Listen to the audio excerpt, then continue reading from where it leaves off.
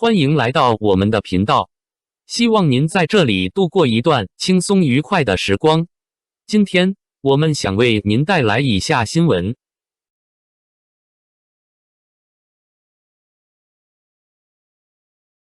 王一博巅峰期停工1年，顶流为何敢按下暂停键？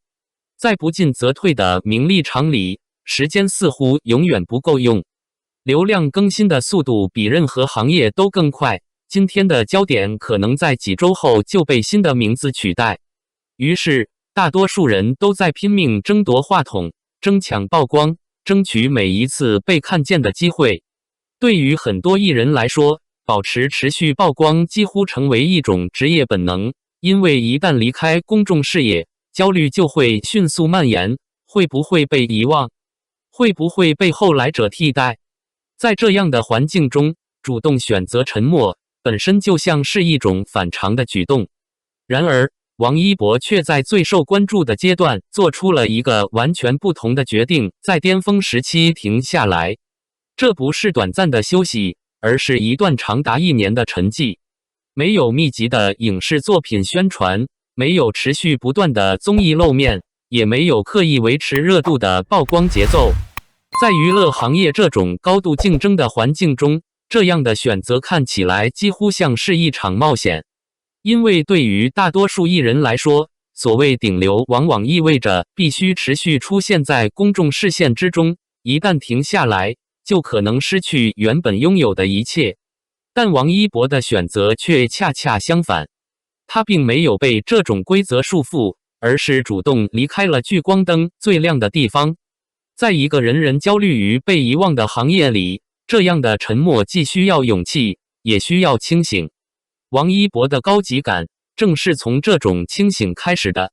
当整个行业习惯把曝光量与价值简单划等号时，他却选择转身离开热度中心，用1年的时间完成了一次安静而彻底的调整。这并不是逃避，更像是一种更深层次的进取。因为真正的进步并不总是发生在舞台中央，有时候离开喧嚣反而能让人重新看清方向。当流量逻辑变得越来越单一时，他用自己的选择对这种规则进行了某种意义上的颠覆。这种颠覆并不是对行业的对抗，而是一种优雅而克制的回应。他没有高调宣告，也没有刻意解释，只是默默地停下来，让时间替他证明一件事情：真正的影响力从来不由热搜的次数决定，而是由一种难以替代的稀缺性所构成。在很多人的想象中，强者总是一直向前冲刺的那一类人，似乎只有不断工作、不断输出、不断曝光，才配得上努力这个词。但事实上，真正成熟的职业节奏往往并不是一味加速，而是懂得什么时候该停下来调整呼吸。当一个演员在短时间内连续完成多部作品之后，创作本身也需要新的空间。如果持续处于高强度工作状态，表演很容易变成一种机械重复，角色的情绪会逐渐模板化，创作的敏锐度也会慢慢消退。许多演员在职业中期都会面临类似的问题，不是不努力，而是没有时间重新积累新的感受。王一博显然意识到了这一点，在凭借一系列电影作品逐渐稳固自己的演员位置之后，他没有继续追求更密集的工作节奏，而是选择停下来。这种停顿并不是因为创作枯竭，更不是因为动力不足，恰恰相反，它是一种对创作生命更长远的保护。当表演变成任务，热爱就可能慢慢消失。而对于演员来说，失去对角色的感受力才是最大的风险。因此，他选择为自己留出空白，离开忙碌的片场，离开频繁闪烁的镁光灯，把时间还给自己。这1年里，他可以重新体验生活，观察真实的人与情绪，也可以重新思考表演本身的意义。很多时候，创作灵感并不是在工作密集的环境中诞生的，而是在生活的间隙里慢慢积累。这种主动留白，在娱乐圈其实是一种相当奢侈的选择，因为在这个行业里，大多数人都在拼命争分夺秒，行程被安排的密密麻麻，作品周期一步接一步，几乎没有停顿的空间。停下来意味着风险，也意味着不确定性。但王一博却依然做出了这个决定，这背后其实是一种非常清晰的内在秩序。他并没有被外界的期待完全左右，也没有因为短暂的热度而焦虑。相反，他始终把创作本身放在更重要的位置。这种内心秩序让他能够在喧闹的环境中保持一种罕见的稳定。当然，敢于消失的自信从来不会凭空出现，它一定建立在足够坚实的作品基础之上。只有当一个演员拥有真正被记住的角色时，他才有能力暂时离开公众视线。回顾王一博过往塑造的角色，可以发现一个明显的特点：每个角色都有完整而清晰的成长轨迹。从蓝忘机的清冷克制，到谢允的洒脱与赤诚，再到魏若来逐渐坚定的信仰成长，这些人物并不是简单的形象复制，而是拥有不同精神气质的个体。观众看到的不只是外形上的变化，而是角色内心世界的逐渐展开。这种角色塑造能力也让他的作品获得了双重认可。